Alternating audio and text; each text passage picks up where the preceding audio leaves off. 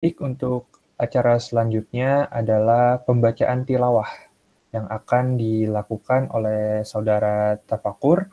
Kepada saudara Tafakur dipersilahkan. Assalamualaikum warahmatullahi wabarakatuh. Assalamualaikum. A'udzu billahi minasy syaithanir rajim. Bismillahirrahmanirrahim.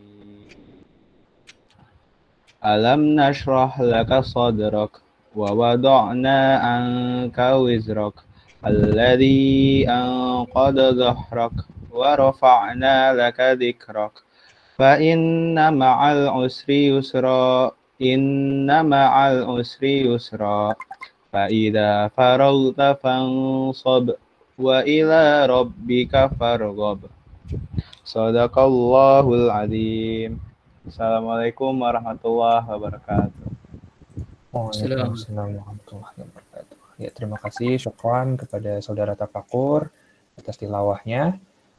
Kemudian, marilah kita mendengarkan materi dari Al-Ustadz Saiful Rahmat Hafizahullah. Tapi sebelum itu, saya akan membacakan riwayat hidup serta CV dari Al-Ustadz Saiful Rahmat Hafizahullah.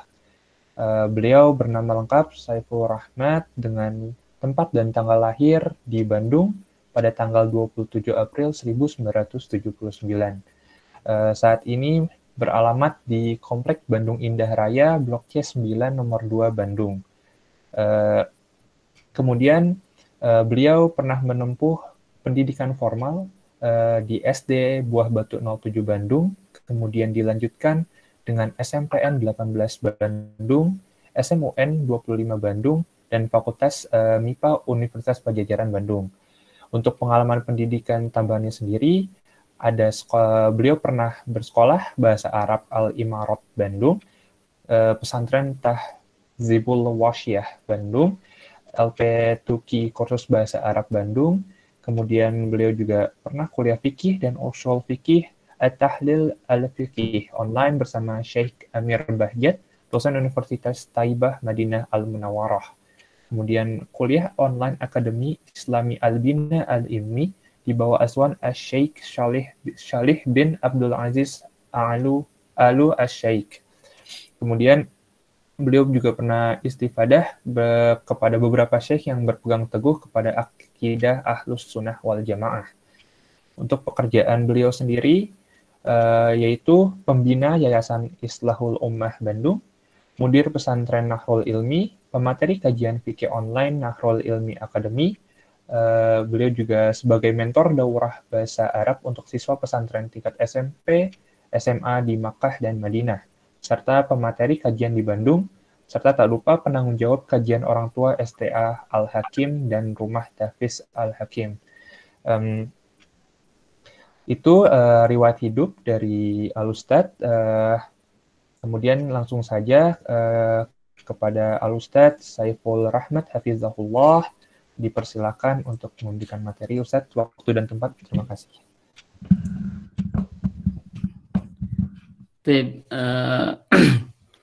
Jazakumullah khairan ya kepada panitia, khususnya MC atau host yang telah memberi kesempatan kepada saya untuk menyampaikan apa yang akan disampaikan di pertemuan kali ini. Bismillah, alhamdulillah, wassalatu wassalamu ala rasulillah wa ala alihi wa man wala, asyhadu an la ilaha illallah wa asyhadu anna muhammadan abduhu wa rasuluh.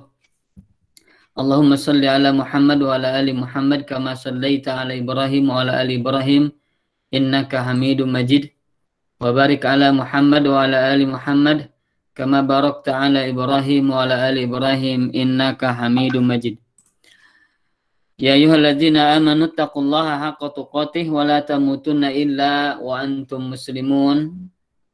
Amma ba'du, fa inna asdaqal hadisi kitabullah wa khairal hadi hadi Muhammadin sallallahu alaihi wasallam wa syarrul umuri muhdatsatuha fa inna kulla muhdatsatin bid'ah wa kulla bid'atin dhalalah wa kulla dhalalatin finnar. Taibikhan wal akhwat ya, khafilah yang semoga Allah muliakan. Alhamdulillah Allah Ta'ala perkenankan kita untuk bermuwajah, ya, bertemu muka, walaupun kita tidak bisa bertatap muka secara langsung, tapi alhamdulillah ya dengan wasilah teknologi kita bisa beristifadah, mengambil faidah, mengambil manfaat dari setiap yang terjadi pada diri kita, ya, khususnya setiap saat dan setiap hari. Mudah-mudahan ini jadi bagian dari ibadah yang akan memperbanyak dan memperberat timbangan amal soleh kita di hari kiamat insyaallah, ya. Salah satunya adalah hadir di majelis yang mudah-mudahan Allah berkahi dan Allah muliakan ini di sore hari ini, ya, dalam kajian jamak, ya. Jamak itu saya lupa lagi, ya, apa jamak, intinya tentang kekinian, ya, seperti itu. Jadi jawaban, ya, jawaban qadarullah afan, ya, saya lupa. Jawaban untuk masalah, ya, untuk masalah anak kekinian gitu, ya, kalau tidak salah, ya, wallahu alam. Jadi intinya ya khafillah yang semoga Allah muliakan, mudah-mudahan aktivitas kali ini, pengajian kita kali ini, tholabul ilmi kita kali ini, sekali lagi mudah-mudahan bernilai pahala, ya, insyaallah. Dan agar bernilai pahala, maka tentu harus memiliki adab. Memiliki apa? Adab. Ya, salah satu adab adalah kita sungguh-sungguh, ya, memperhatikan, karena beda dengan ilmu dunia, ya. Kalau kita cuek dan tidak memperhatikan, itu tidak akan ada pahala dan dosa, ya. Kecuali ketika seseorang dia bertolabul ilmi dalam bab syar'i, maka ketika dia tidak sungguh-sungguh, maka keberkahan ilmunya tidak akan didapat, ya. Maka mudah-mudahan Allah berikan kepada kita, ya, kemampuan untuk bersungguh-sungguh di dalam kajian kita kali ini insyaallah, amin ya rabbal alamin. Taib ya khafillah yang semoga Allah muliakan, bahwasanya orang yang bertakwa, ya, orang yang bertakwa, salah satu, ya, kata Muhammad bin Mubarak Hasan At-Tawash, bahwasanya beliau sampaikan orang yang bertakwa itu memiliki 3 karakter, memiliki 3 sifat. Di antara sifat yang pertama adalah al-khasyah, rasa takut kepada Allah Ta'ala. Maka orang yang bertakwa dimanapun dia berada, dia akan menghadirkan rasa takut kepada Allah Subhanahu Wa Ta'ala. Dia akan menghadirkan dalam hatinya perasaan untuk senantiasa mentaati Allah Subhanahu Wa Ta'ala. Maka orang yang bertakwa, sekali lagi, orang yang bertakwa dimanapun dia berada, dia akan bertanya dalam hatinya, apakah saya saat ini sudah sesuai dengan apa yang Allah dan Rasulnya inginkan? Seperti itu. Apakah yang akan saya lakukan ini sesuai dengan apa yang Allah perintahkan atau tidak? Nah, inilah orang yang bertakwa. Maka ya khafillah yang semoga Allah muliakan, ya ikhwan akhwat, orang yang bertakwa, ya, sekali lagi, dia akan menimbang baik buruknya adalah dengan timbangan syariah, dengan timbangan yang telah ditetapkan Allah dan Rasulnya, ya. Maka Masya Allah, ini ikhwan-ikhwan yang di Geologi Unpad, ya, mengadakan acara ini, ya, dalam arti dalam tujuan untuk nanti mengetahui ketika berada di tempat atau di lapangan, ya. Karena kan orang geologi itu akan sesekali bepergian begitu, ya, ke gunung atau kemana lagi, ya, ke kampung atau ke, ya, tempat-tempat yang terpencil gitu, ya, meneliti batu-batu, ya, begitu, ya. Sehingga apa? Sehingga dia akan menemukan masalah-masalah, ya, di antaranya adalah masalah-masalah yang berkaitan dengan apa yang seharusnya dia lakukan dalam bab syariat begitu, ya. Misalnya bagaimana nanti bagaimana dia berwudu ketika tidak ada air, kan seperti itu, ya. Atau bagaimana dia sholat zuhur sementara tidak ada azan berkumandang, misalkan begitu, ya. Nah, kemudian bab-bab lainnya yang berkaitan dengan adab-adab serta fikih-fikih, ya, dalam hal safar atau perjalanan, ya. Maka ini harus kita pahami, ya, Masya Allah. Maka sekali lagi teman-teman di mana ini di geologi, ya, mudah-mudahan niat antum semua ikhtiar antum semua ini akan mendapatkan pahala yang berlipat insyaallah di sisi Allah Subhanahu wa taala insyaallah, amin ya rabbal alamin. Ya, taib ikhafillah ya, tanpa banyak mukadimah ya yang harus disampaikan karena ada yang lebih penting ya untuk saya sampaikan, yaitu berkaitan dengan adab dan fikih ya insyaallah. Maka saya akan coba bagikan ke teman-teman ya, ke ikhafillah semua. Ini presentasi atau materi yang akan coba kita bahas insyaallah di kesempatan kali ini ya. Taib, di sini saya coba perlihatkan ya, di sini adalah saya temukan atau saya tuliskan judulnya adab dan fikih dalam perjalanan atau ketika kita ada di lapangan. Apa saja yang harus kita pahami, apa yang harus kita lakukan begitu ya. Insyaallah ini akan coba mudah-mudahan menjadi solusi ya buat teman-teman yang senantiasa melakukan perjalanan atau berada di lapangan ya. Taib. Pertama ini nanti yang akan coba kita bahas adalah adab dalam perjalanan. Apa adab-adab yang harus kita ketahui dan kita amalkan ya dalam perjalanan ini. Baik. Langsung saja sebelum kita mengetahui adab-adabnya, di sini ada dulu pengertian atau definisi safar. Ini definisi ya, bukan definisi. Definisi safar. Pengertian safar. Safar itu lughatan ya. Secara bahasa ini, lughatan secara bahasa adalah aslu safar, ya asalnya dari kata safar, yaitu az-zuhur wal buruz. Bahwasanya safar itu bermakna az-zuhur. Zuhur itu nampak. Al-buruz muncul. Nampak, muncul. Ini secara apa? Bahasa. Wa minhu asfar as-subahu idza lama'a. Di antaranya adalah as-subahu asfar. Sobah atau waktu subuh itu, waktu pagi itu asfar. Melakukan safar idza lama'a, ketika bercahaya. Jadi matahari atau langit itu ketika bercahaya, maka itu subuh menjadi asfar, yaitu muncul adanya apa? Cahaya. Jadi secara bahasa adalah apa? Muncul dan nampak begitu ya. Di antaranya juga safarat almar'atu an wajhiha. Seorang wanita mensafarkan wajahnya. Apa maksudnya mensafarkan wajahnya? Menampakkan. Idza kasyafathu wa adharathu, yaitu ketika menyingkap penutupnya dan menampakkan wajahnya. Inilah yang namanya safar wanita dalam wajahnya. Maksudnya adalah menampakkan. Jadi safar itu secara bahasa menampakkan atau muncul atau nampak begitu ya. Nah, kemudian secara istilah ya, yang namanya safar itu adalah khurujus syakhsi min imarati maudhi iqamatihi. Adalah khuruj, keluarnya asyakhs, seseorang. Keluarnya seseorang, ya, keluarnya kita ya, keluarnya seseorang min imarati maudhi iqamatihi, dari bangunan. Ini imarah itu batas bangunan. Maudhi tempat ya, tempat posisi. Iqamatihi tempat mukimnya. Jadi seseorang keluar dari tempat mukimnya, itu dinamakan safar. Ya, kalau misalnya tempat kita di Bandung, kita pergi kemana? Misal ke Jakarta, maka kita namanya melakukan safar. Ya, kita ke Kalimantan namanya melakukan safar. Kenapa? Karena keluar dari imarah, dari tonggak bangunan, tempat bangunan ketika kita mukim ya, maka insya Allah inilah yang namanya safar. Dan para ulama ya, ada yang mengatakan safar itu 1 hari 1 malam, ada yang mengatakan 3 hari 3 malam. Nah gini ya, jumhur ulama mengatakan ini 1 hari 1 malam dalam berjalan kurang lebih sekitar 80 sampai 85 kilometer ya.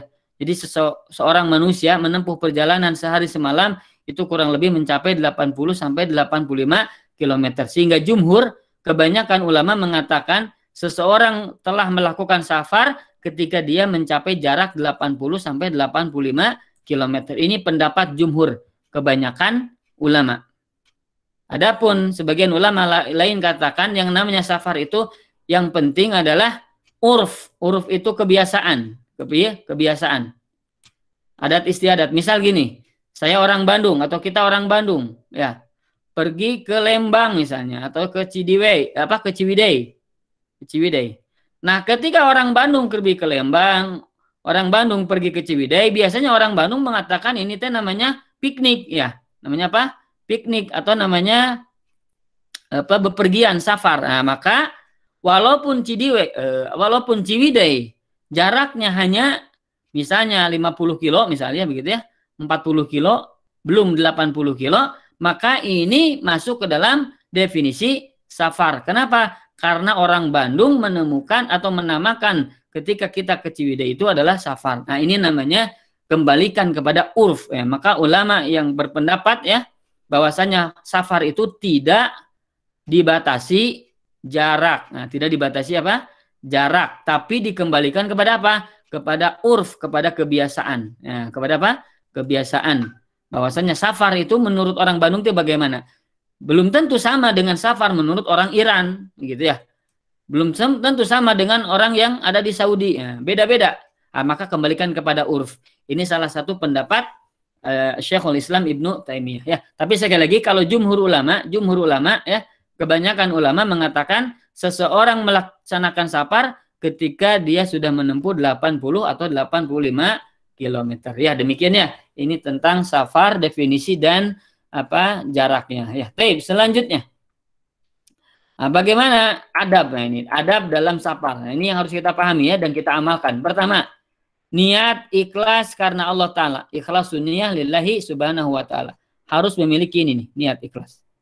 Kenapa harus memiliki niat ikhlas? Ikhafillah yang semoga Allah muliakan. Kata Al-Imam Ibnul Mubarak ya, bahwasanya rubba amalin soghirin, betapa banyak amal yang kecil, tusoghiruhun niyatu, tapi menjadi besar gara-gara niat.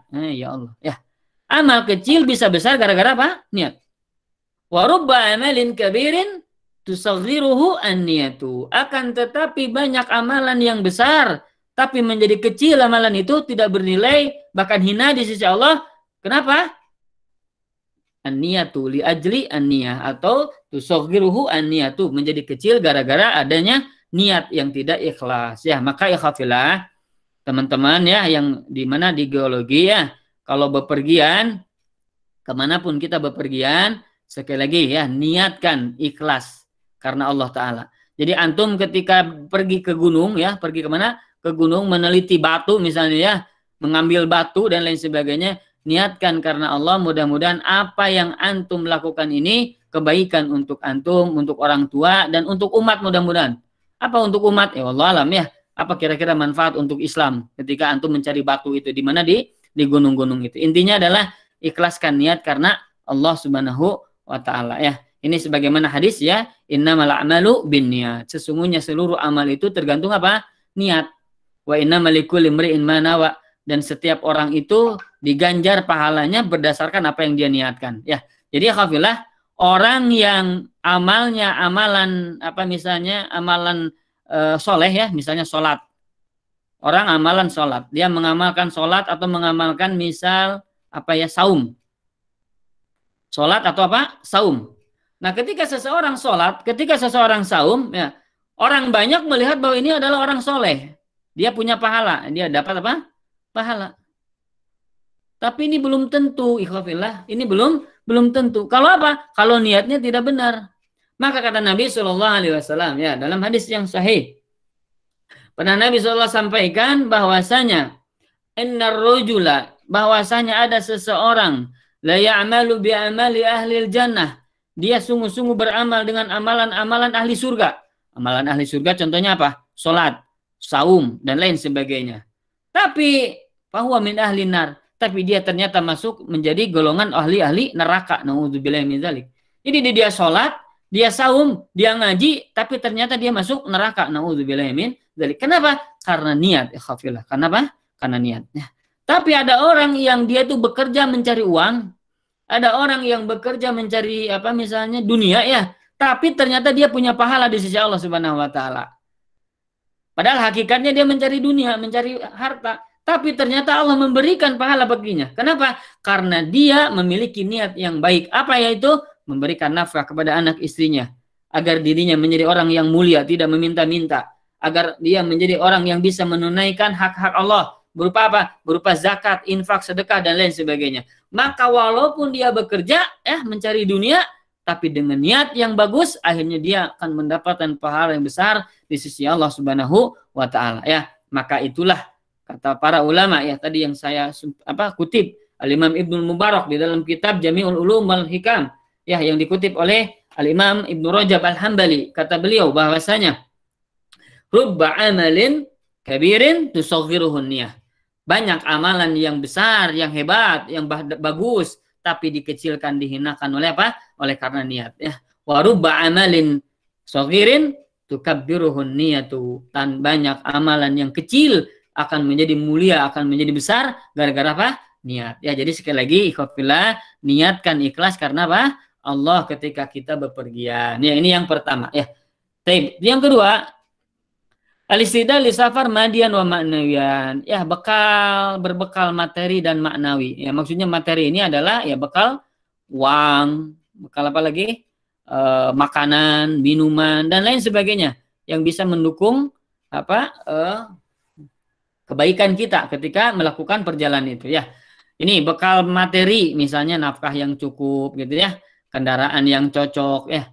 Nggak usah yang bagus-bagus, yang penting nyaman ya. Misalnya Mercy gitu ya, apalagi Alphard ya. Oh, itu mah bukan bagus ya, itu mah mewah ya. Jadi kendaraan yang cocok pokoknya mah. Tidak harus yang mewah, tidak harus yang bagus. Yang penting apa? Yang penting ya cocok, tidak ngariweuhkeun, ngariweuhkeun teh. Tidak nyusahin ya. Jadi ketika kita pakai kendaraan baru 5 meter mogok. Maju lagi 10 meter mogok lagi. Yang ini nyiksa namanya. Maka tidak kita gunakan kendaraan yang itu. Maka pakai kendaraan yang cocok. Ini maksudnya adalah bekal madian. Nah, ini masuk ke dalam bekal materi. Kemudian juga makanan, dokumen wajib ya. Antum misalnya KTP ya. Kemudian kalau ke luar negeri berarti paspor ya gitu ya, visa dan lain sebagainya. Ini bekal harus kita tunaikan. Makanan, minuman juga begitu ya. Kemudian di antara perkara penting adalah dalam perkara agama. Misal mengetahui penentuan kiblat. Yang mana nih arah kiblat? Kita harus paham. Kemudian waktu-waktu sholat, bagaimana waktu-waktu sholat nih penentuannya, kita juga harus paham. Adapun maknawi adalah pengetahuan seperti tentang pengetahuan arah safar ya, kemana safar kita nanti tuju gitu ya. Nah, ini yang kedua ya. Jadi yang pertama ikhlas, yang kedua bekal materi dan maknawi ya, bekal jasmani dan rohani, itulah ya intinya. Yang ketiga adalah istihbabu taudi lil musafir. Dianjurkan mengucapkan selamat jalan. Nah, ini ikhwafillah jarang kita ucapkan ya. Ini selamat jalan. Meminta meminta izin kepada kawan, saudara, kerabat begitu ya. Saya akan melaksanakan perjalanan, mohon doanya gitu ya. Atau saya doakan gitu kan, semoga begini-begini. Nah, sunahnya mengucapkan ini.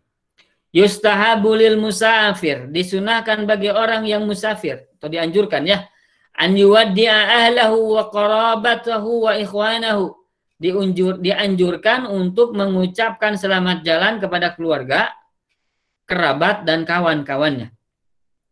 Qala Ibnu Abdul Bar berkata, idza kharaja ahadukum fi safarin falyuwaddi ikhwanahu. Jikalau seseorang keluar untuk melakukan safar, hendaklah ia ucapkan selamat jalan kepada kawannya. Kenapa? Fa innallaha ja'ilun fi du'aihim barakatan. Karena Allah Subhanahu wa taala akan memberikan keberkahan dalam doa mereka. Ya, jadi minta doanya kepada kawan kita, kepada kerabat kita, saudara-saudara kita ketika kita akan melakukan perjalanan ya. Kemudian wasunnatu an yaqulahum, dan sunnahnya ya, sunnah seseorang ketika akan bepergian, dia katakan begini. Nah ini nih. Ya, nah ini sunnahnya bagi orang yang bepergian. Astaudi'ukumullaha alladzi la tadi'u wada'i'uhu. Aku titipkan kepada Allah yang tidak pernah melalaikan titipannya. Jadi kata orang yang bepergian, beliau katakan kepada orang yang dia tinggalkan, kepada keluarganya, kerabatnya, kawan-kawannya, astaudi'ukumullaha alladzi la tadi'u wada'i'uhu. Aku titipkan kalian kepada Allah, ya. Aku titipkan kalian kepada Allah, di mana Allah itu yang tidak pernah melalaikan titipan-titipannya, di mana titipannya tidak akan pernah lenyap. Nah, titipannya tidak akan pernah lenyap. Kenapa ya? Karena Allah Maha menjaga titipannya. Maka ini sunnah bagi orang yang pergi, dia ucapkan kepada kaumnya, kepada kerabatnya, kepada kawannya, astaudiukumullah alladzi la tadi'u wada'i'uhu. Aku titipkan kalian kepada Allah yang tidak akan pernah hilang titipannya, tidak akan pernah lenyap titipannya. Tidak pernah Allah itu melalaikan titipannya, ya. Kemudian wa an yaqulu lahu, dan agar orang-orang yang ditinggalkan. Nah, kalau ada misalnya keluarga kita yang pergi, kemudian kita ditinggalkan pergi, kita katakan kepada dia apa? Astaudiullaha dinaka wa amanataka wa khawatima amalika.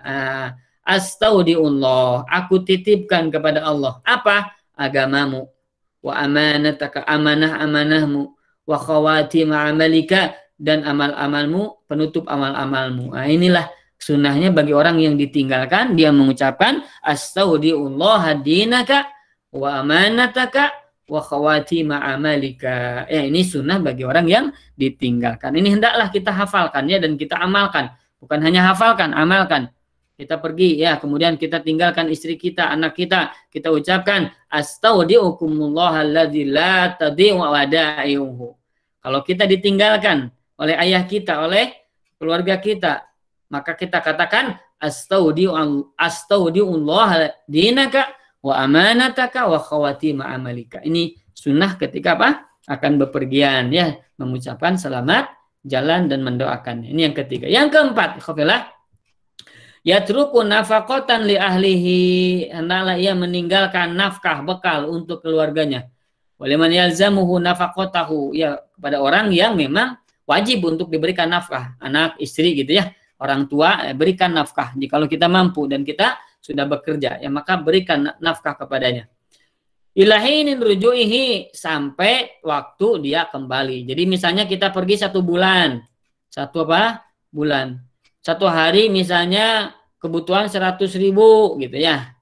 Untuk beli cendol, untuk beli makanan dan lain sebagainya 100.000, maka kali 30 hari berarti 3 juta. Nah, kita simpan 3 juta, kita berikan 3 juta kepada anak dan istri, ya, agar tidak kelaparan. Inilah sunnahnya, tinggalkan bekal untuk keluarga. Tapi kalau antum mahasiswa, ya, mahasiswa belum punya uang, kecuali mahasiswa yang sudah punya usaha, ya. Ada, ya, mahasiswa yang dia itu pengusaha juga, Masya Allah. Ini banyak yang seperti itu sekarang, ya. Mudah-mudahan salah satunya adalah antum. Nah, kalau antum sudah mampu seperti itu, tinggalkan. Untuk siapa? Adik-adik antum gitu, ya, atau siapalah antum berikan, ya. Tapi calon istri jangan dulu diberikan, nanti kalau sudah punya istri baru kita berikan, ya, begitu. Taib. Nah, ini wa antakuna nafaqatuhu thayyibatan, dan hendaklah nafkahnya itu adalah harta yang halal dan thayyib, halalan, ba'idatan minasyubah, yang jauh dari syubhat. Jauh dari syubhat itu adalah perkara yang halal tidak, haram tidak, syubhat namanya. Apalagi yang haram, itu jauhi, ya. Jadi jangan memberikan bekal dari harta yang haram. Karena kalau dari harta yang haram itu adalah memasukkan neraka, ya, naudzubillah min dzalik, ke dalam perut kita sendiri. Kata Rasulullah kepada Ka'ab bin Ujrah, ya Ka'ab, la yadkhulul jannah lahmun nabata min suhtin. Wahai Ka'ab, tidak akan pernah masuk surga yaitu daging yang tumbuh dari harta haram. Daging yang tumbuh dari harta haram maksudnya adalah memakan harta haram, waliyadzubillah, ya. Maka berikan kepada keluarga, ya, itu halal dan thayyib. Halal dan thayyib. Ini halal dan thayyib, ya. Nah, kata Nabi SAW, inna ta'ala thayyibun, innallaha ta'ala thayyibun la yaqbalu illa thayyiban. Sesungguhnya Allah itu baik, ya, tidak menerima kecuali yang baik. Ya, ini adalah yang keberapa? Keempat, tinggalkan bekal yang baik, ya. Kemudian yang kelima, ala yusafir wahdah, tidak melakukan safar sendirian. Jangan sendirian. Sunnahnya banyakkan, ya. 3 orang lah, ya, kalau bisa. Tapi kalau misalnya teman-teman, ya, bepergian ke daerah tertentu dalam rangka ini, biasanya insya Allah 3 orang lebih, ya. Ini hadisnya Ibnu Umar radhiyallahu anhu, ya. Nabi SAW bersabda, "Lau ya'lamun nasu ma fil wahdati ma'lamu masara rakibun bilailin wahdahu. Kata Nabi SAW, seandainya manusia dia mengetahui tentang kesendirian itu, maksudnya kesendirian ketika melakukan safar, sebagaimana yang aku ketahui, maka tidak akan pernah seseorang mengendarai kendaraannya melakukan perjalanan di malam seorang diri. Ya, jangan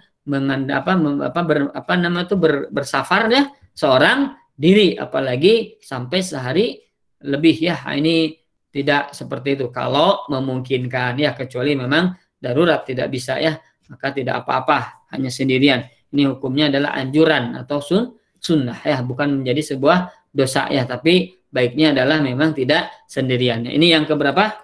Keempat ya. Tip yang kelima, yang keenam sekarang. Bismillah.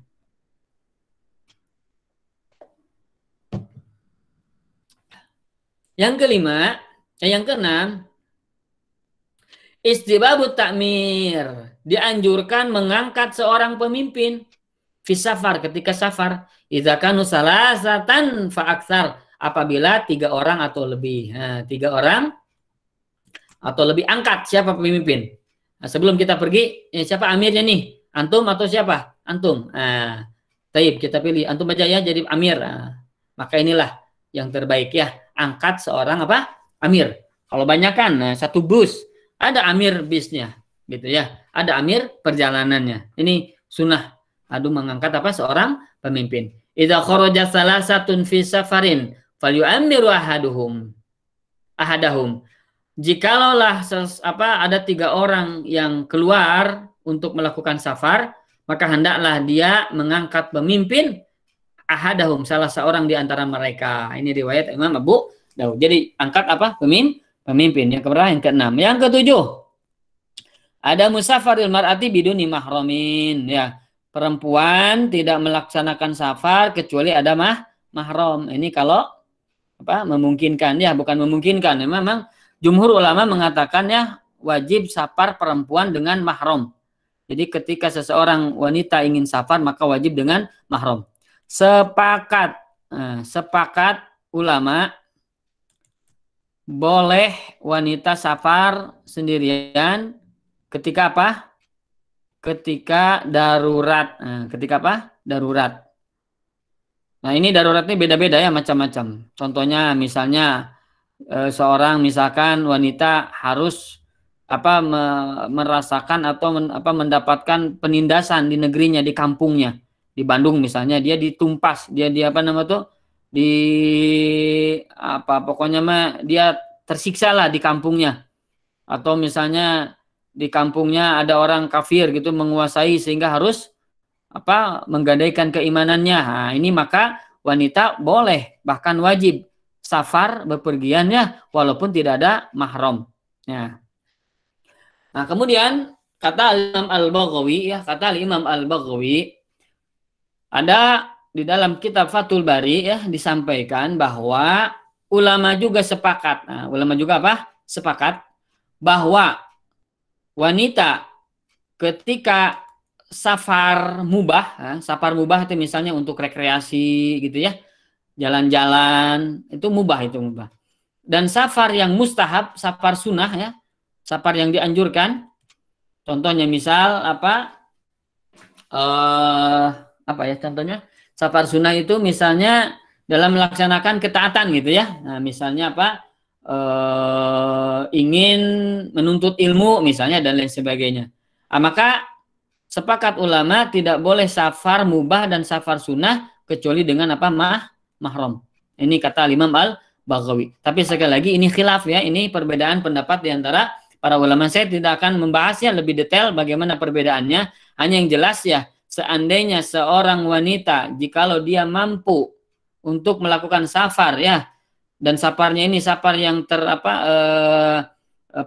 yang harus dia lakukan, maka kalau mampu dengan mahramnya. Kalau tidak, mudah-mudahan ini masuk ke dalam darurat ya. Masuk darurat ya. Atau ada lagi Imam Malik mengatakan ya, ini berpendapat sekali lagi ya, ada yang mengatakan boleh wanita itu melakukan safar sendirian. Ada hadisnya. Abu Hatim, kata Nabi SAW, seandainya nanti engkau diberikan umur panjang, maka engkau akan melihat ada seorang wanita ya berjalan mengendarai kendaraan ke Mekah, kemudian dia itu melakukan tawaf di Baitullah. Nah, berarti ada ulama yang mengatakan boleh wanita safar sendirian karena hadis itu berkaitan dengan apa? Dengan kaitannya dengan al-madhu, dengan pujian, bukan dengan dengan sesuatu yang baik, bukan dengan sesuatu yang buruk.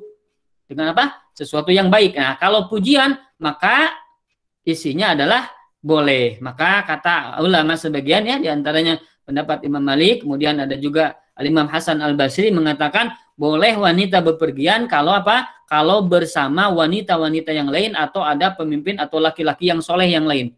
Seperti Ibnu Umar, beliau pernah berhaji ya, mengantarkan bekas budak-budaknya, budak-budak wanitanya dibebaskan. Berarti kalau sudah merdeka itu bukan mahram lagi. Nah, kemudian Ibnu Umar ini mengantar haji kepada ke mana? Ke Mekah gitu ya.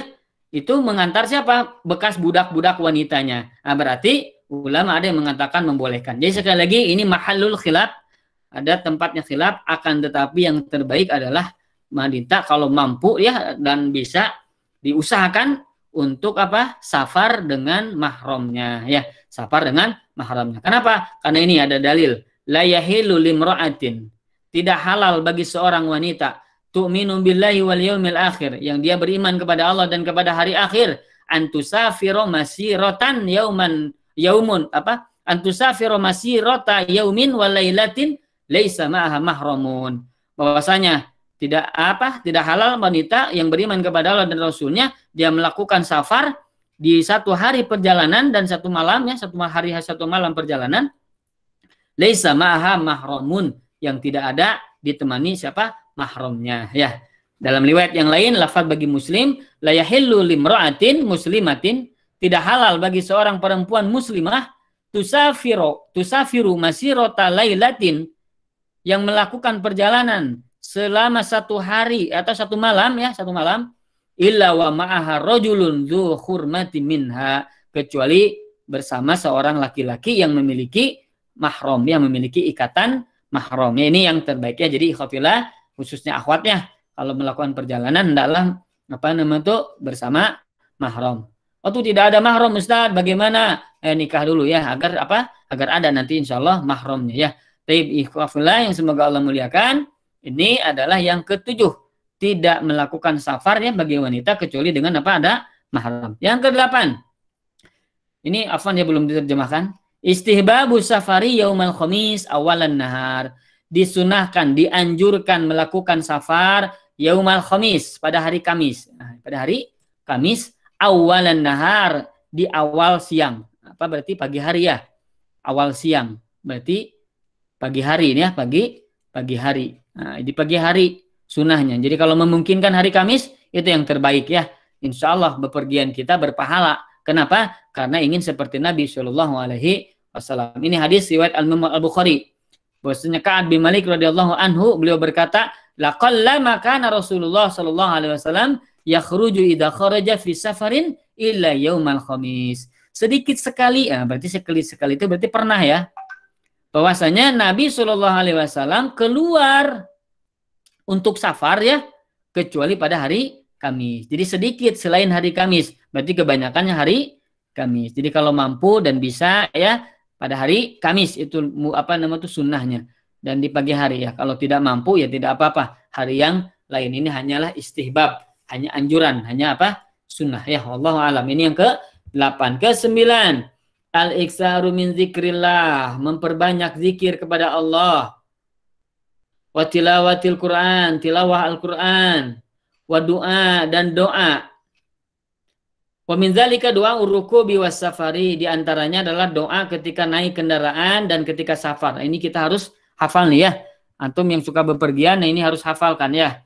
Ini hadisnya Ibnu Umar radhiyallahu anhuma, bahwasanya Nabi sallallahu alaihi wasallam kana idza stawa ala ba'irihi kharijan ila safarin, bahwasanya Nabi SAW apabila beliau itu siap untuk duduk ya, siap untuk menunggangi kendaraannya, yaitu untanya ya, di atas untanya sudah duduk ya, kharijan ila safar, dia akan keluar menuju perjalanan untuk safar, kabbaro salasan, beliau bertakbir 3 kali. Jadi bertakbir dulu. Takbir berapa kali? 3 kali. Allahu akbar, Allahu akbar, Allahu akbar. Summa qala, kemudian beliau berkata, subhanalladzi. Nah ini ya, subhanalladzi sakhkhara lana hadza wa ma kunna lahu muqrinin wa inna ila rabbina lamunqalibun. Ini yang pertama. Subhanalladzi sakhkhara lana hadza wa ma kunna lahu muqrinin wa inna ila rabbina lamunqalibun. Ini yang kedua.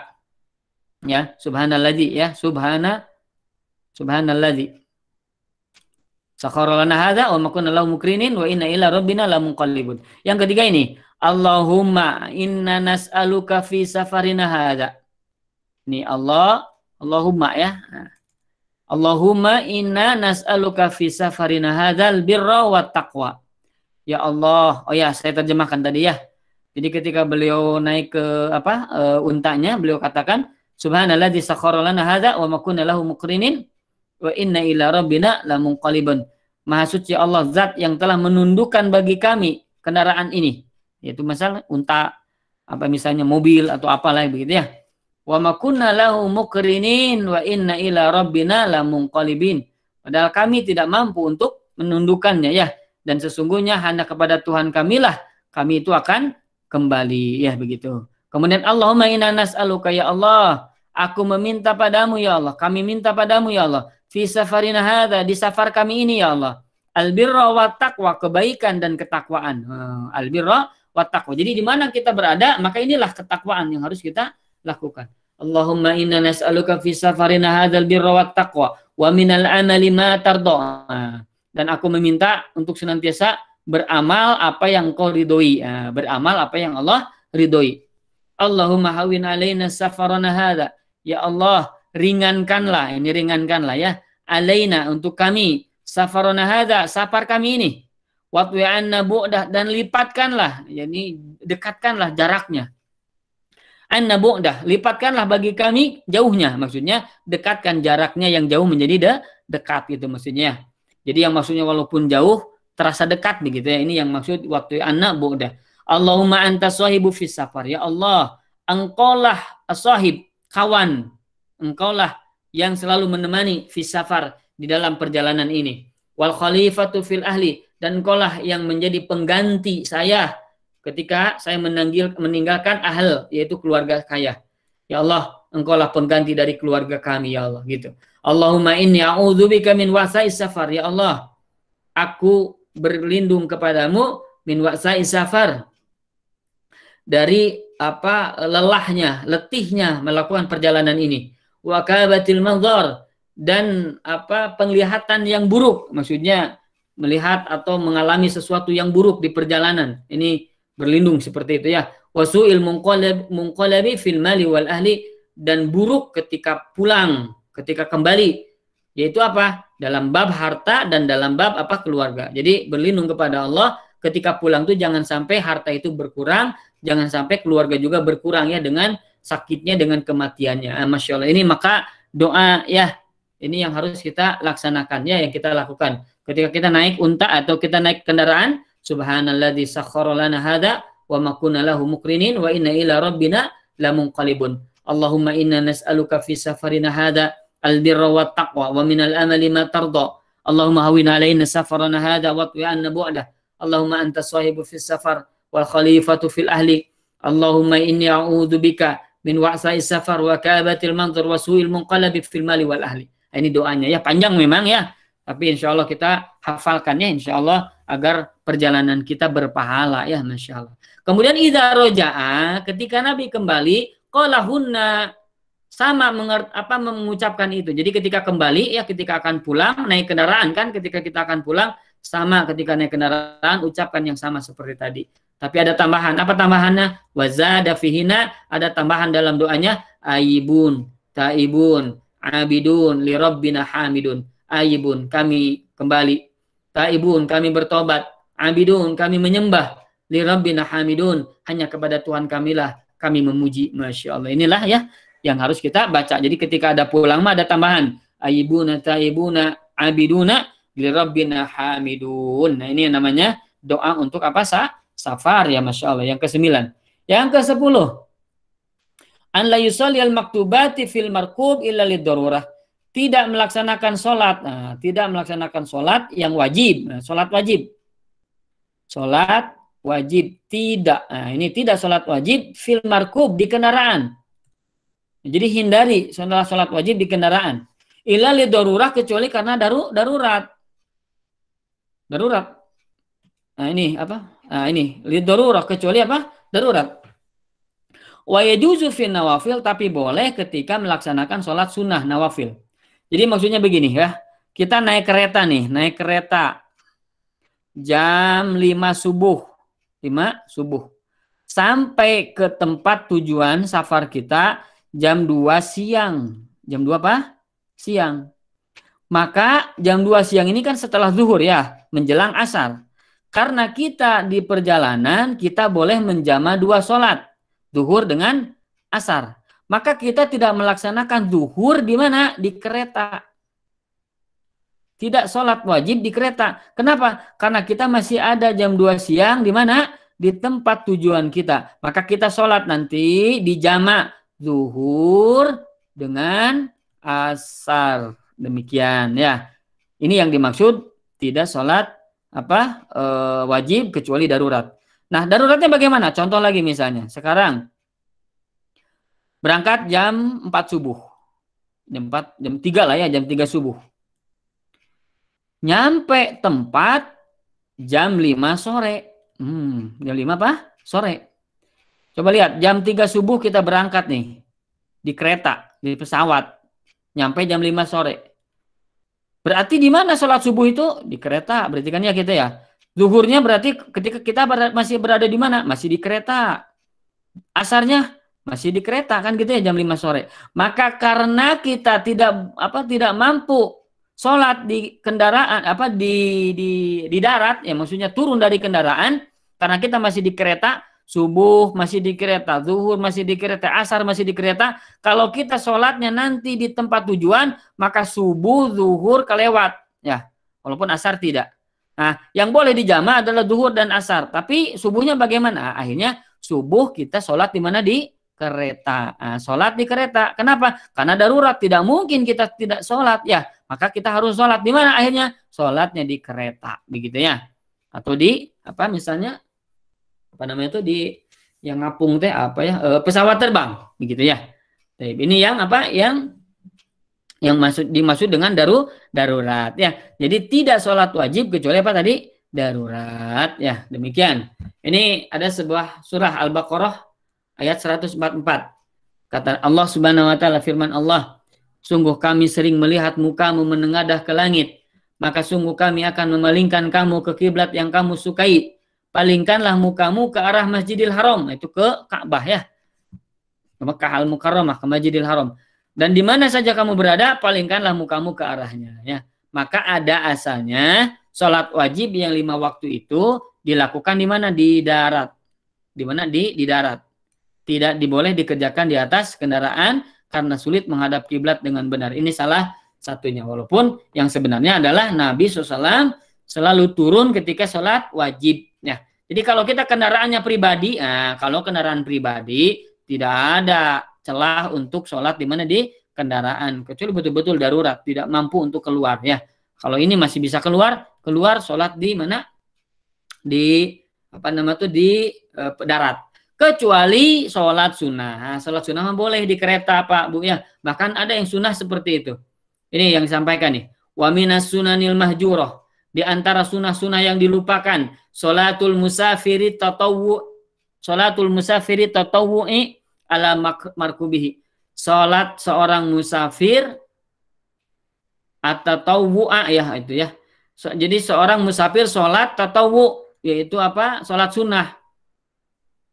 Ala markubihi, di atas kendaraannya. Bismillah. Maka kata beliau, faqalla man tarahu yusalli nafilah. Maka sedikit sekali orang yang engkau melihat dia itu ya sholat nafilah, sholat sunnah atau sholat witir fitoiroh di kapal, di pesawat, au ghairiha, atau di tempat yang lainnya, atau misalnya di kapal gitu ya, atau di kereta. Min wasaili safar, di antara wasilah-wasilah safar ya. Jadi sedikit sekali orang yang sholat sunnah di mana? Di kereta, di apa tadi? Kapal, apa pesawat terbang dan lain sebagainya. Maka kalau sholat sunnah boleh, tapi kalau sholat wajib tidak, kecuali darurat. Ya seperti yang tadi disampaikan ya. Wallahu a'lam ya. Kemudian ikhwafillah yang semoga Allah muliakan, ya mungkin lanjutkan dulu ya sedikit. Nah, sekarang apa nih yang harus kita pahami dalam bab fikihnya ya? Fikih ketika kita melaksanakan apa? Perjalanan. Apa saja fikihnya? Taib. Nah, ada mungkin dalam bab toharoh. Saya cepat-cepat saja ya ini. Mudah-mudahan bisa dipahami ya. Apa saja bab toharoh? Nah, ini kita harus mengetahui air. Nah, jenis-jenis air. Jenis-jenis air yang boleh dipakai wudhu. Nah, dipakai apa? Wudhu. Nah, ini ada namanya air tohur. Air apa? Tohur. Air tohur ini adalah air yang bisa mengangkat hadas. Yarfa'ul hadas wa yuzilun najas. Ya najis, yang menghilangkan najis. Air tohur ini adalah air alam. Contohnya apa? Misalnya air gunung ya, air gunung. Air apa? Gunung itu air sumber air ya, air gunung ya. Air gunung. Air sungai yang masih bersih ya, yang masih herang atau yang tidak ada najisnya begitu ya. Kemudian apa lagi? Danau. Pokoknya air-air yang di alam itu boleh ya. Ini walaupun nanti air danau ini warnanya tidak herang, apa tidak herang itu tidak apa ya, jernih ya. Nah, tidak jernih. Misalnya warnanya hijau gara-gara apa? Pepohonan gitu ya. Maka boleh digunakan. Ya, tercampur oleh benda-benda alam di alam maka tidak apa-apa ya. Ini gunakan. Tercampur belerang sehingga bau belerang tidak apa-apa. Ini kalau di alam ya, demikian ya. Bau apalagi zat besi begitu maka tidak apa-apa. Gunakan. Ini namanya air yang tohur. Air apa? Tohur. Air suci lagi mensucikan ya. Yang kedua ada air tohir. Nah, air tohir. Air tohir ini adalah ini ya. Afan tadi ada 3 ya, ada tohur, ada tohir, ada najis. Nah, ini adalah wahwal aslu, adalah asal mula air. Inilah air tohur yang tadi ya. Air gunung, air laut, air sungai, air danau, air hujan, air embun, air es ya, air salju dan lain sebagainya. Ini masuk ke dalam air tohur. Air keran dan lain sebagainya. Ini boleh digunakan untuk bersuci. Nah, untuk yang tohir ini ada 2 jenis, kismani 2 jenis. Ada mutaghayyir bitohir. Jadi air yang berubah warnanya karena benda yang suci. Contoh misalnya air putih di gelas, air putih di gelas. Air bening ya, air putih, air bening. Kemudian dicampur dengan teh sehingga berwarna apa?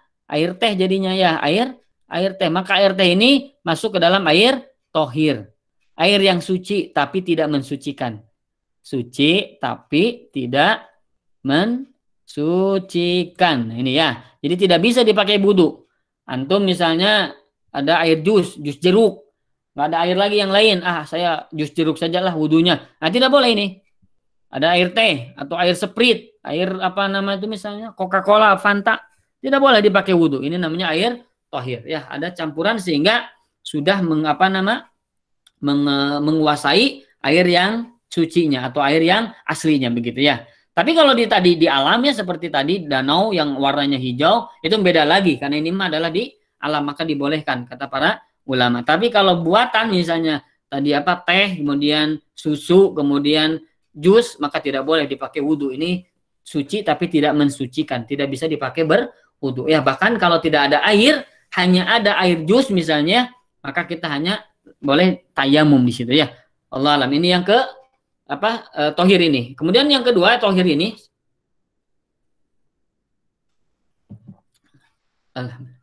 adalah air mustakmal. Air mustakmal tuh gini. Jadi antum misalkan di keran ya, gimana ya gambar keran, gitu ya keran misalnya ya ini ya. Nah ini air nih. Antum wudu di sini. Kemudian antum ada ember di sini ya, ada apa ember. Ketika antum wudu di sini ya, kemudian bekas air wudu ini jatuh ke ember, maka air yang bekas kita berwudu yang jatuh ke ember ini namanya air mustakmal. Nah, mustakmal fi raf'i hadasin yang sudah digunakan untuk mengangkat hadas yaitu dalam keadaan kita berwudu atau kita dalam keadaan mandi besar, kemudian bekas airnya itu kita tampung, maka ini namanya air mustakmal. Demikian ya, air mustakmal. Nah ini jumhur ulama, kebanyakan ulama mengatakan tidak boleh digunakan untuk bersuci ya. Jadi tidak boleh menyengaja ya menampung air bekas wudhu atau bekas mandi untuk digunakan kembali. Ini tidak diperbolehkan ya. Ini menurut jumhur. Walaupun ada sebagian ulama mengatakan dibolehkan. Kenapa? Karena sepanjang tidak berubah jenisnya, tidak berubah oleh najis, maka dibolehkan. Demikiannya.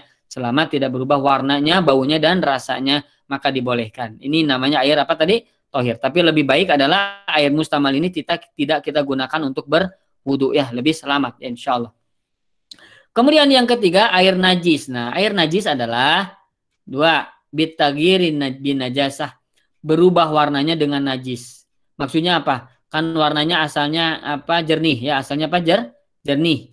Putih, bersih, jernih. Kemudian akhirnya ada kotoran air kencing warna kuning misalkan gitu ya. Sehingga air kencing ini mempengaruhi kejernihan air ini. Maka warnanya berubah. Nah, 3 sifat air. Warna, bau, rasa. Kalau sudah tidak seperti air alami, berubah karena najis, namanya berarti air najis. Ya, tidak boleh digunakan. Jadi kalau antum di gunung ya, kemudian di situ ada apa? Nah, itu ada danau kecil. Danau kecil itu ternyata kotor dan kotor itu karena najis, maka tidak boleh dipakai berwudu ya. Tapi kalau misalnya air itu kotornya bukan karena kotor najis ya, misalnya tadi karena ada pepohonan, karena ada daunan sehingga berwarna hijau, maka itu tidak apa-apa.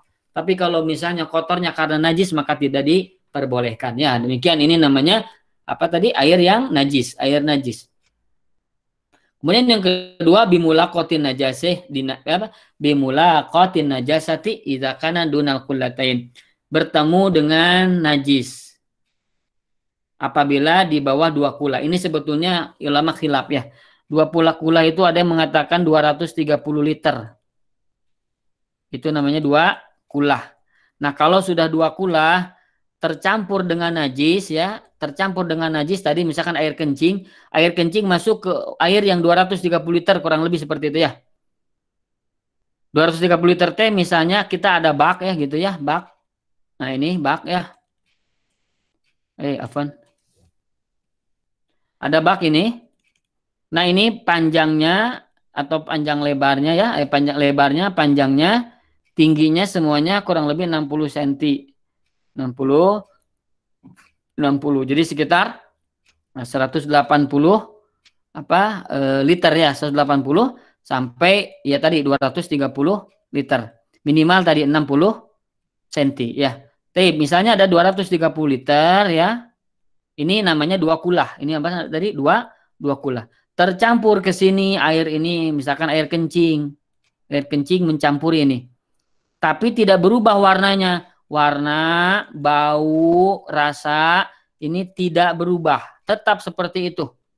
Maka karena lebih dari 2 kulah, ulama sepakat boleh dipakai wudhu. Ini masuk ke dalam air yang tohur. Kalau apa? Kalau lebih dari 230 liter dan tidak berpengaruh warna, bau, dan rasanya. Begitu.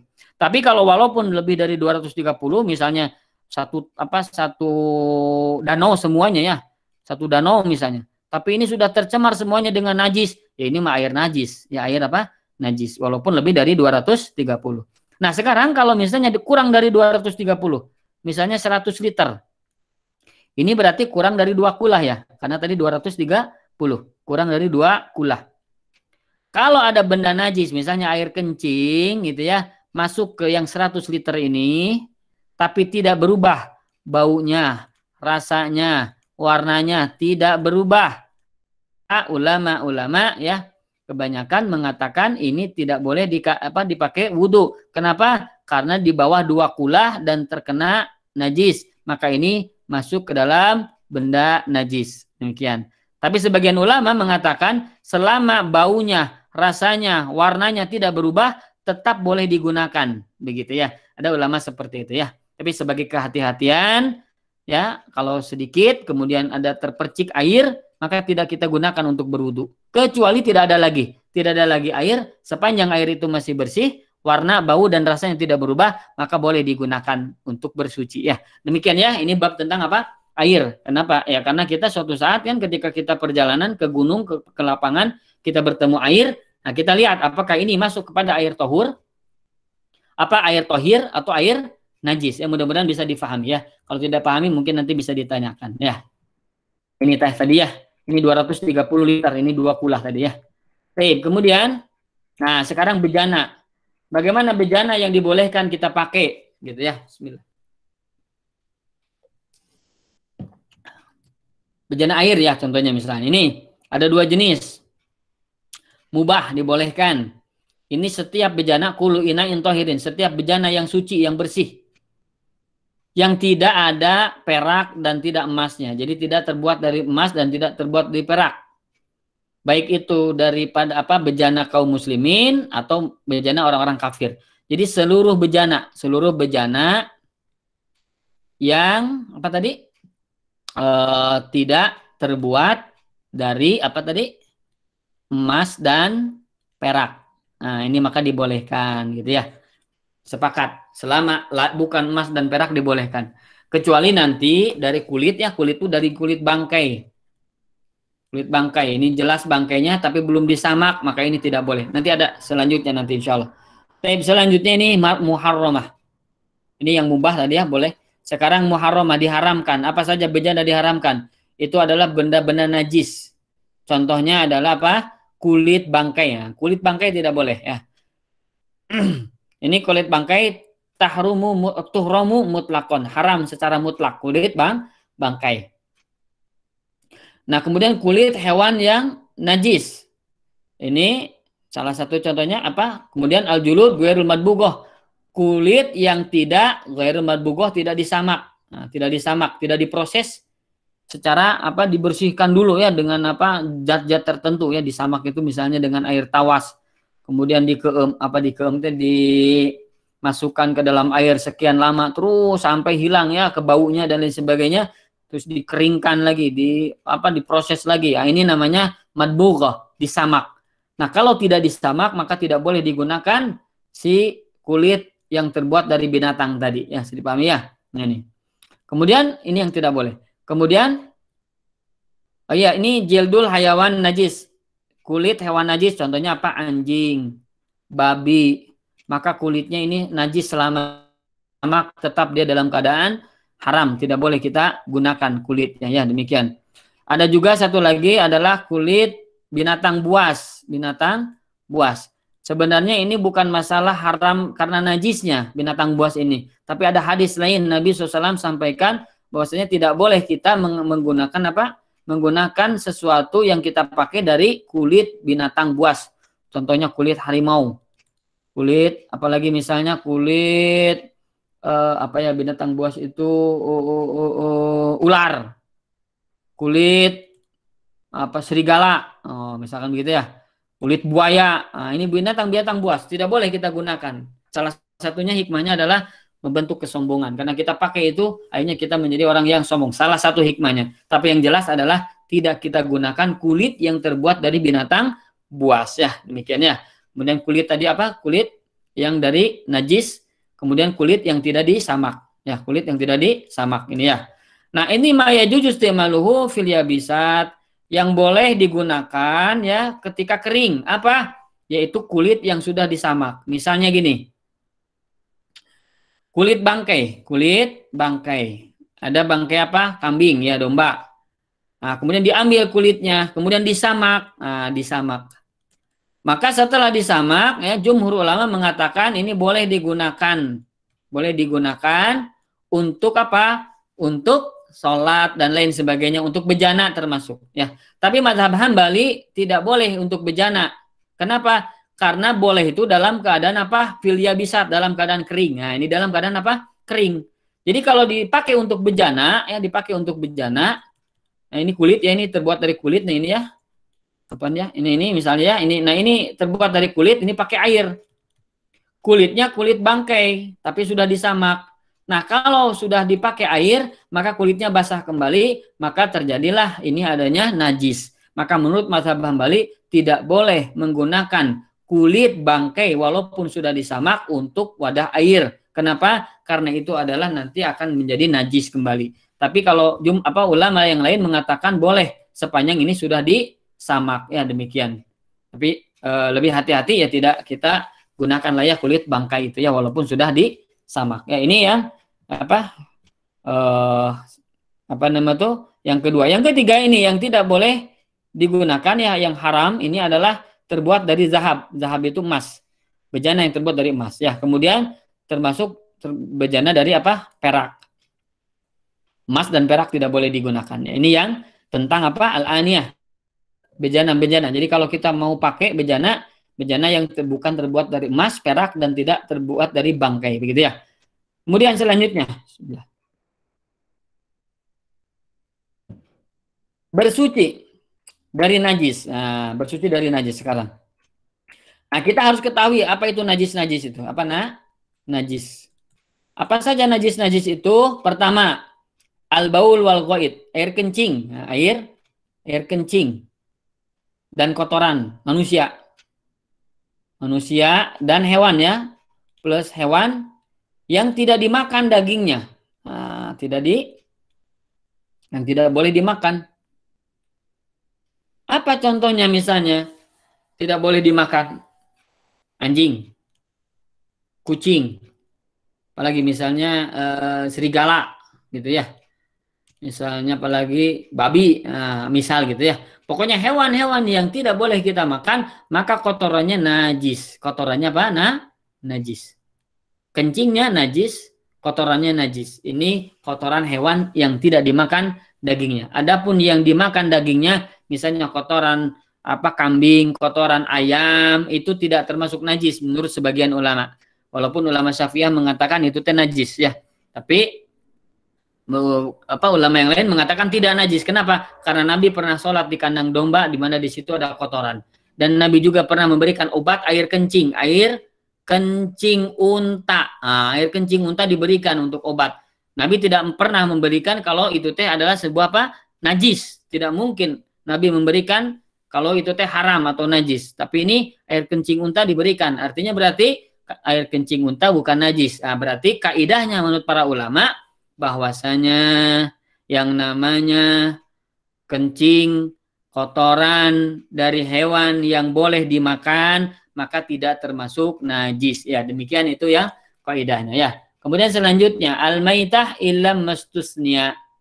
Bangkai, seluruh tiap bangkai itu berarti najis. Ya, hati-hati ya, berarti kalau ada bangkai itu najis. Kecuali yang dikecualikan ya. Yang dikecualikan adalah apa? Al-adami itu manusia. Manusia itu tidak ada bangkai, baik itu dalam keadaan hidup maupun dalam keadaan sudah mati. Ya, manusia itu tidak bukan termasuk dalam arti bangkainya dalam arti najis, bukan najis ya. Manusia itu tidak najis walaupun sudah meninggal dalam keadaan bangkai, bukan najis kalau manusia. Kemudian wala nafsalahu sailah. Jadi yang tidak memiliki darah yang mengalir, contohnya serangga-serangga ya. Serangga-serangga kecil seperti sirum. Apa sirum itu? Apa nama itu? Semut ya. Semut, belalang, apalagi misalnya jangkrik. Nah, ketika antum di lapangan ketemu jangkrik, boleh nggak dimakan jangkrik? Boleh, silakan. Kalau kalau senang gitu ya. Kalau mau begitu ya. Dimasak dulu ya supaya tidak zalim. Boleh silakan. Kalau senang begitu ya, kalau suka ya. Jadi serangga ini tidak termasuk najis walaupun dalam keadaan sudah menjadi bangkai ya. Kemudian juga hewan laut. Nah, hewan laut, ikan dan lain sebagainya, maka ini tidak termasuk najis walaupun sudah dalam keadaan bangkai ya. Demikian. Kemudian yang ketiga, ma fauqal hirra min ghairil ma'kul. Nah, di atas kucing ukurannya. Jadi kotoran yang di atas kucing. Ini menurut mazhab Hambali ya sebetulnya ya. Tapi intinya adalah seluruh kotoran lah ya, yang paling aman itu seluruh kotoran walaupun itu di bawah atau di atas kucing ukurannya, ukuran badannya, maka hati-hati itu adalah najis. Contoh kotoran tikus. Tikus secara umum lebih kecil daripada kucing. Nah, maka menurut mazhab Hambali kotoran tikus bukan termasuk najis. Kenapa? Karena lebih kecil dari kucing. Begitu maksudnya ya. Kalau sama dengan kucing atau lebih yang tidak boleh dimakan, maka ini najis. Tapi karena lebih kecil maka bukan najis menurut mazhab Hambali. Tapi menurut yang kebanyakannya, walaupun ukurannya kecil, lebih kecil daripada tikus, lebih dari daripada kucing, maka tetap itu kotorannya adalah najis. Hati-hati ya. Kemudian al-khamr. Khamr juga apa ini? Minuman keras ya, khamr. Ini juga apa? Beda pendapat para ulama. Bahwasanya ada yang mengatakan khamr itu bukanlah najis. Kenapa? Karena para sahabat Nabi dulu ya, Nabi membuang khamr itu ketika ada pengharaman khamr, mereka membuang khamr itu di jalanan. Di mana? Di jalanan. Kalau lah najis tidak akan mungkin membuangnya di mana? Di jalanan. Yang kedua ya, ada dalil kata Allah Subhanahu wa taala, innamal khamru wal maisir. Sesungguhnya khamr, sesungguhnya judi ya. Wal ansab wal azlam, mengundi nasib, berhala ya. Itu adalah min amali syaitan, termasuk amalan syaitan. Fajtanibuh rijsun, kotor, najis. Min amali syaitan, termasuk amalan syaitan. Fajtanibuhu, maka jauhilah. Nah, di situ ada kata khamr. Khamr adalah rijis. Rijis itu apa? Najis. Nah, maka jumhur ulama mengatakan khamr ini masuk ke dalam najis ya. Tapi sebagian ulama katakan khamr tidak termasuk najis. Kenapa? Karena di situ adalah yang namanya najis itu najis amalan. Nah, najis apa? Amalan. Jadi ada najis itu najis maknawi ya, najis secara maknawi, makna secara apa nama tuh ya maknawi, ada yang secara hakikat. Najis secara hakikat ya benda najis begitu ya. Tapi nanti ada amalan misalnya amalan apa? Syirik itu amalan najis itu. Nah, termasuk amalan najis itu adalah al-maisir, judi yang tadi disebutkan. Khamr itu apa? Meminum minuman keras, mabuk. Kemudian berhala itu bukan berhalanya yang najis, tapi apa? Perbuatan menyembah berhalanya yang najis. Kalau azlam mengundi nasib itu apa nama tuh? Untung-untungan. Maka ini pun tidak termasuk najis. Apa najis? Amalannya. Ulama katakan sebagian khamr di sini tidak termasuk najis. Ya, kenapa? Karena di dalam ayat itu yang namanya najis itu adalah minuman atau meminum minuman kerasnya, amalannya. Ya, tapi di sini mazhab Hambali ya dan jumhur mengatakan khamr itu najis. Ya, ini yang keempat. Kemudian al-qai. Ini al-qai itu apa nama itu? Muntah. Ya, menurut mazhab Hambali muntahan ini adalah apa? Najis, tapi jumhur ulama, kebanyakan ulama mengatakan muntah ini bukanlah najis. Kenapa? Karena dalilnya yang digunakan adalah tidak kuat ya. Kemudian kebanyakan ulama mengatakan ya namanya koi itu kalau misalnya tidak sampai bau begitu ya. Jadi kalau misalnya masih berbentuk makanan, masa itu tidak apa-apa. Tapi kalau misalnya sudah bau, maka itu masuk ke dalam najis. Ini menurut kebanyakan ulama seperti itu ya, sebagian ulama seperti itu. Jadi muntah itu ada yang mengatakan najis, ada yang mengatakan tidak najis ya. Sebagai kehati-hatian ya kita jauhilah ya. Kalau ada terkena baju kita oleh najis oleh muntah, maka kita bersihkan. Karena ini adalah pada ulama mengatakan sebagiannya adalah sebagai najis. Kemudian adam wasodid, darah, wasodid, nanah, darah dan nanah.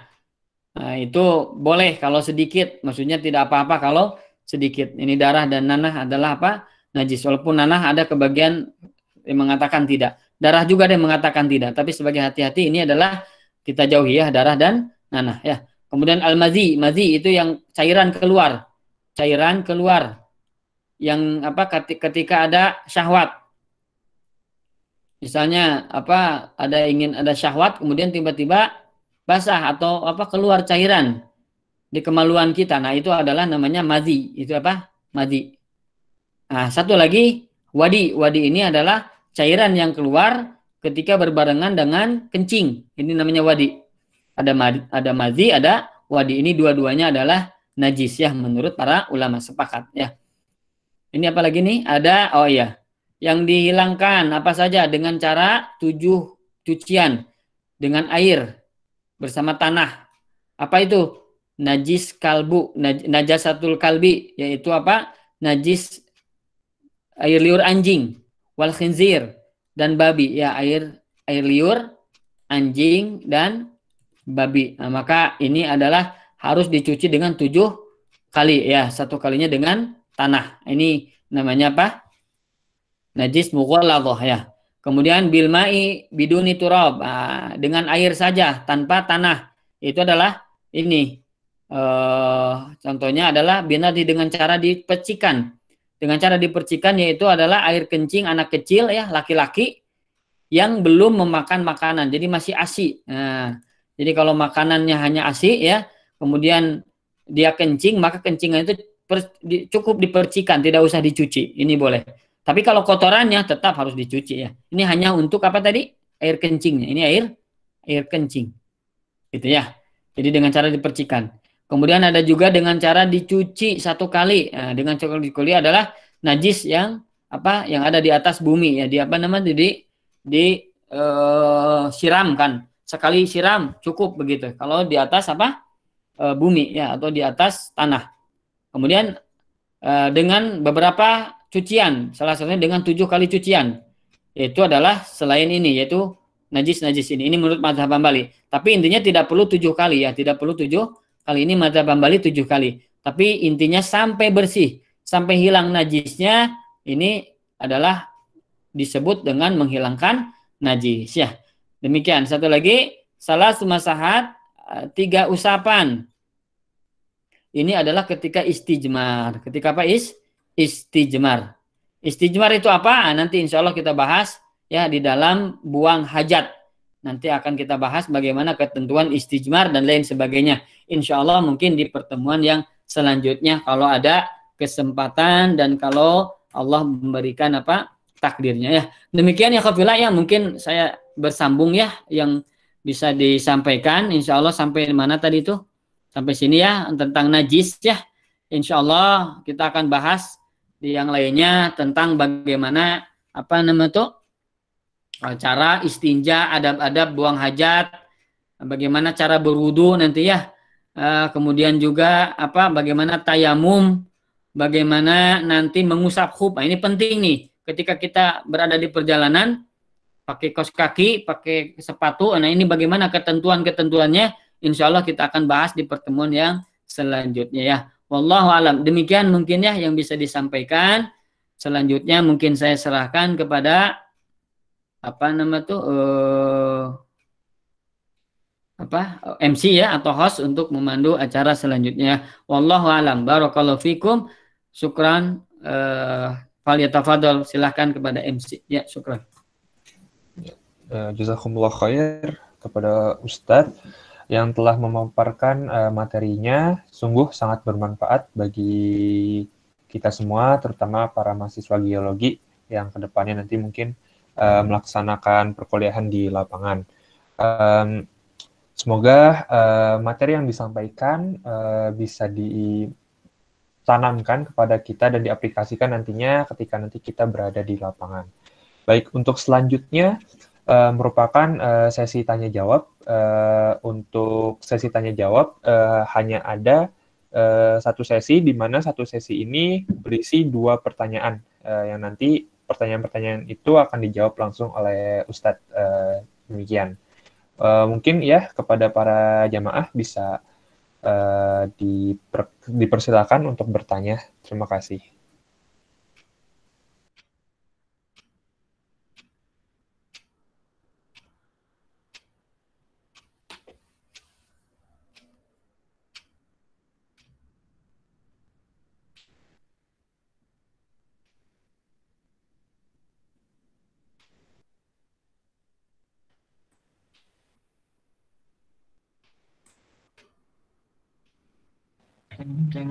Assalamualaikum. Assalamualaikum warahmatullahi wabarakatuh. Jadi gini Ustadz, ada pertanyaan dari saudari Khadijah lewat chat kepada saya. Pertanyaannya adalah, bagaimana dengan jenis air tohur dari sungai, namun alirannya kecil? Apakah dibendung dahulu atau bagaimana? Segitu Ustadz. Terima kasih. Air apa? Sungai ya? Air tohur dari sungai. Tohur dari sungai. Maksudnya kenapa dibendung dulu? Untuk apa maksudnya? Kalau wudhu, kalau misalnya memang cukup untuk wudhu. Ya, maksudnya dibendung dahulu karena alirannya kecil, Ustadz. Ya, pertanyaannya apa maksudnya? Untuk apa airnya itu teh? Oh iya, airnya bentar. Jadi maksudnya kenapa dibendung, untuk apa begitu ya? Karena kan misalnya begini, kalau misalnya air itu kecil, betul kecil gitu ya. Tapi dipakai wudhu bisa, ya berarti nggak usah dibendung gitu. Tapi kalau misalnya memang air itu digunakan untuk mandi ya, kita ambil air itu. Kemudian kalau misalnya dengan yang ada itu tidak cukup, maka kita bendung, ya berarti harus dibendung. Jadi intinya apa, kembali kepada kebutuhan. Kebutuhannya apa kita membendung air itu? Kalau misalnya untuk mencuci ya, karena kalau misalnya tidak banyak gitu kan berarti tidak bersih misalnya apa airnya, berarti harus dibendung gitu ya. Intinya itu adalah kebutuhan kita ya, gitu Kang Ilzam. Wallahu alam. Begitu Saudari Khadijah. Terima kasih Ustaz. Afwan, sama-sama.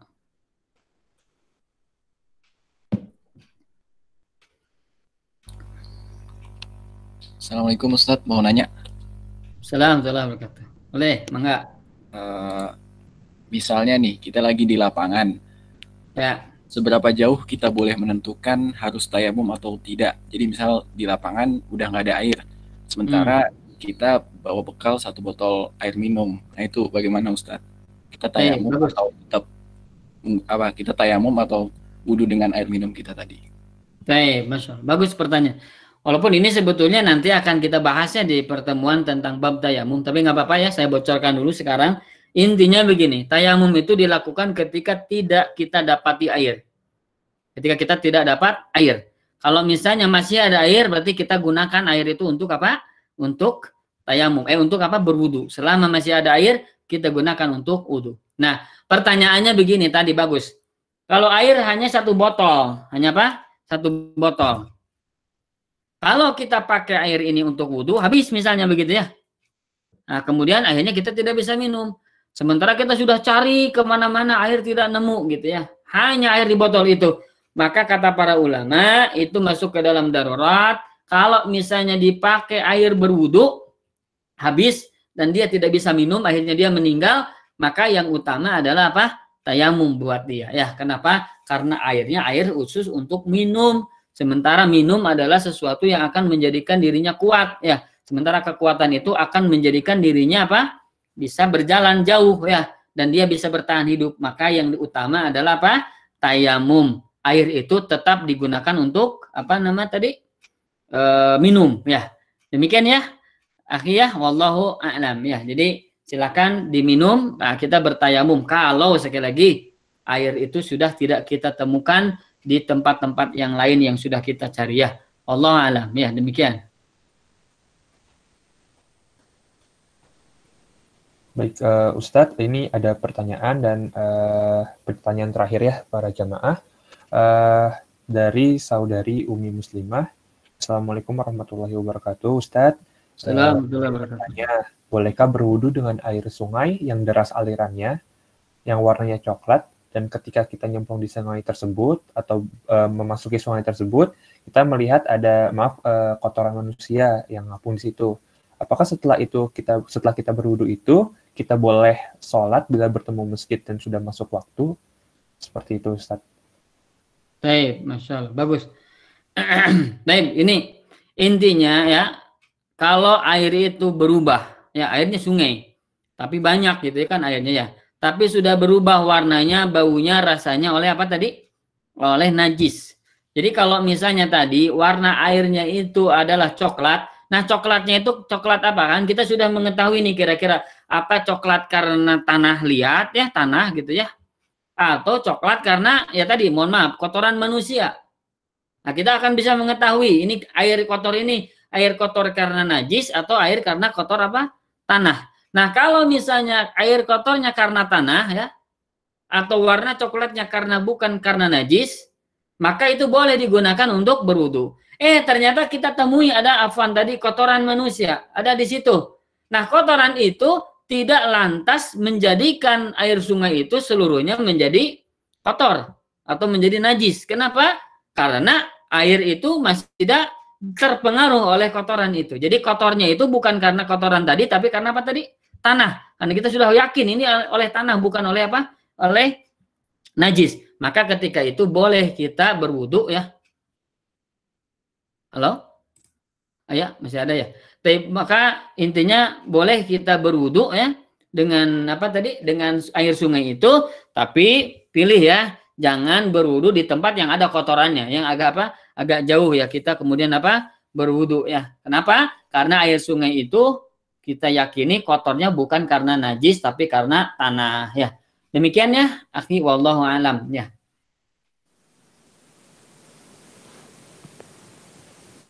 Baik Ustadz, terima kasih atas pemaparannya. Demikian mungkin untuk sesi tanya jawab diakhiri. Kemudian sesi selanjutnya adalah sesi kuis yang nanti ada pertanyaan dari Ustadz, 2 pertanyaan yang nanti jika bila ada jamaah yang tahu pertanyaan tersebut boleh menjawabnya seperti itu. Baik, Ustadz, dipersilakan Ustadz mungkin memberikan 2 pertanyaan. Baik, langsung saja ya. Pertanyaan pertama, tidak boleh mencatat, tidak boleh lihat catatan ya bagi yang jawab. Sebutkan 2 ya minimal. Kalau bisa 3 sih ya. 3 adab-adab safar. Silakan yang sudah tadi kita pelajari. Ya masih ingat boleh, mangga tafadhol. Adab safar. Silakan. Assalamualaikum. Assalamualaikum warahmatullahi wabarakatuh. Ya, mangga. Adab dalam bersafar itu pertama harus diniatkan dengan ikhlas karena Allah Subhanahu wa taala. Ya. Terus harus membawa bekal baik berupa makanan, minuman, uang. Ya, Masya Allah. Terus dianjurkan mengucapkan selamat jalan ketika orang lain mau dalam perjalanan dan mendoakannya. Masya Allah. Terus meninggalkan nafkah bagi yang haknya. Maksudnya kalau udah berumah tangga, kalau seorang suami harus memberikan nafkahnya dulu kepada istri dan anaknya secukupnya sampai dia pulang.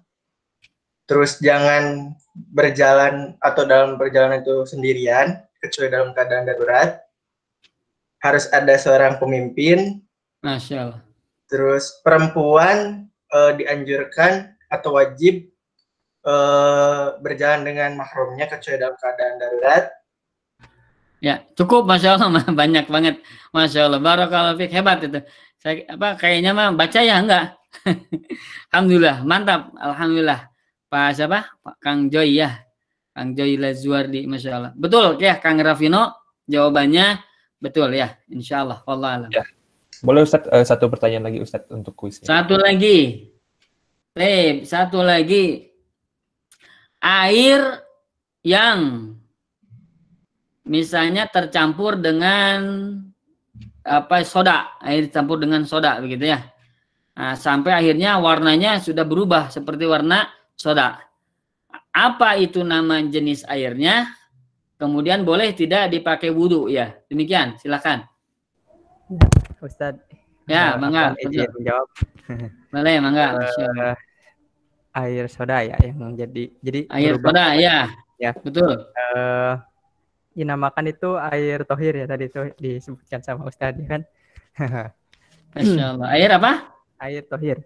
Tohir, Masya Allah. Dan dipakai untuk berwudu itu tidak boleh karena itu termasuk air suci tapi tidak mensucikan ya. Masya Allah, mumtaz. Kalau saya tanya lagi, kalau ada danaunya warnanya hijau, hijaunya sama pepohonan, boleh nggak pakai itu? Itu boleh. Air apa namanya? Air tahir. Air tohur, Ustaz. Air tohur. Ya, air tohur. Mumtaz, Masya Allah. Kang siapa ini? Kang Agis ya, Muhammad Agis. Masya Allah. Barakallahu fiik, betul. Ya, Kang Rafino, itu betul. Ya, baik, terima kasih kepada Ustadz dan terima kasih kepada jemaah yang menjawab. Kemudian kita sudah mencapai penghujung acara. Mungkin dari Ustadz boleh ada sepatah 2 kata penutup ataupun doa. Ustadz, dipersilakan Ustadz. Baik, Masya Allah, barakallahu fikum ya, jazakumullah khairan kepada ikhwan akhwat ya yang sudah menyaksikannya, thalabul ilmi kita itu sudah bergabung ya di kajian kita. Mudah-mudahan apa yang kita lakukan ya berpahala di sisi Allah Subhanahu wa taala ya, dan mudah-mudahan apa yang kita lakukan ini menjadi pemberat timbangan amal soleh kita dan penghapus kesalahan dan dosa-dosa kita insya Allah. Dan mudah-mudahan Allah catat dan tetapkan kita menjadi orang-orang yang ahlul ilmi, orang yang senantiasa semangat dalam thalabul ilmi dalam bab syar'i ya. Mudah-mudahan Allah golongkan kita, diwafatkan kita menjadi orang-orang yang soleh, orang-orang yang taat, orang-orang yang memasuki surganya Allah Ta'ala kelak ya, insya Allah pada hari kiamat. Amin ya rabbal alamin. Ya, jazakumullah khairan ya, khususnya kepada panitia dan teman-teman semua. Sekali lagi semoga yang kita lakukan berpahala di sisi Allah Subhanahu wa Ta'ala. Mudah-mudahan kita bertemu di lain kesempatan. Benarnya dari Allah Ta'ala, salahnya dari saya dan dari syaitan semoga Allah ampuni. Aku qouli hadza wa astaghfirullah li wa lakum. Rabbana atina fid dunya hasanah wa fil akhirati hasanah wa qina adzabannar. Subhanakallahumma bihamdik asyhadu an anta astaghfiruka wa atubu ilaik. Wassalamualaikum warahmatullahi wabarakatuh. Waalaikumsalam warahmatullahi wabarakatuh. Jazakumullah khair kepada Ustadz. Semoga kita bisa bertemu kembali di lain kesempatan mendengarkan materi Ustadz kembali. Amin. Sebelum kita mengakhiri acara, kita ada sesi dokumentasi terlebih dahulu, Ustadz. Bagi yang ikhwan diperkenankan untuk on cam untuk membuka kameranya, dan untuk Kang Garnet, boleh Kang Garnet di komando. Siap, Kang Vino.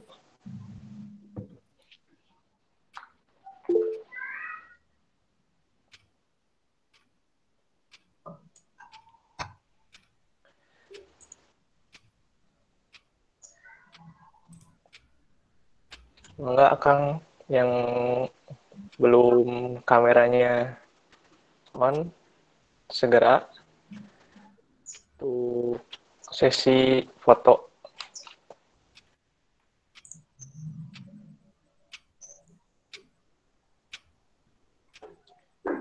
Udah ya, dihitung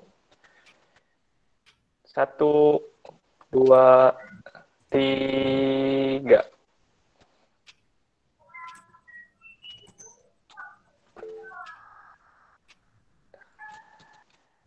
Sekali lagi. 1, 2, 3. Oke. Udah Kang Ravino? Ya, syukron Kang Garnet sudah membantu. Demikian kajian Gema Jamak, jawaban atas masalah anak kebumian, fikih lapangan part 1. Saya sebagai MC pamit undur diri. Apabila ada salah dari saya sendiri, benar selalu dari Allah. Wabillahi taufiq wal hidayah. Wassalamualaikum warahmatullahi wabarakatuh. Waalaikumsalam warahmatullahi wabarakatuh. Waalaikumsalam ya, Afan ya. Assalamualaikum. Waalaikumsalam. Terima kasih, Ustaz.